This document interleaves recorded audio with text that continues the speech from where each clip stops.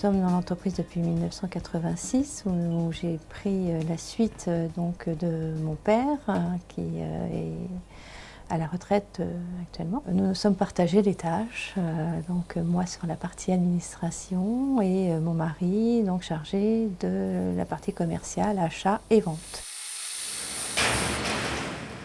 SELEC, c'est la contraction de service d'équipement électromécanique. C'est une entreprise avant tout de service pour toute réparation et entretien de machines tournantes notamment, et pompage aujourd'hui, puisqu'on a beaucoup développé le pompage.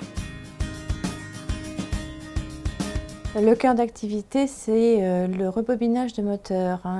Donc en 1975, le fondateur de l'entreprise, M. Chatandeau, est arrivé avec cette compétence, s'est installé en Creuse, il venait de Paris. La clientèle industrielle est aujourd'hui importante, elle représente 80% de notre clientèle.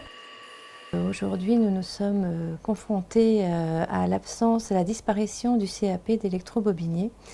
Donc pour maintenir ce métier qui est soit en déclin mais qui est une activité donc emblématique, donc nous cherchons à la maintenir. Donc nous avons travaillé beaucoup à la formation, donc c'est plutôt une formation on va dire informelle, mais qui s'effectue au cours des années entre les collègues, mais aussi beaucoup d'actions avec nos partenaires constructeurs, avec des organismes de formation dont c'est le métier. Et puis bien entendu sur le registre sécurité, puisque là, travaillant donc la machine tournante, il y a quand même une grande exigence en matière électrotechnique notamment.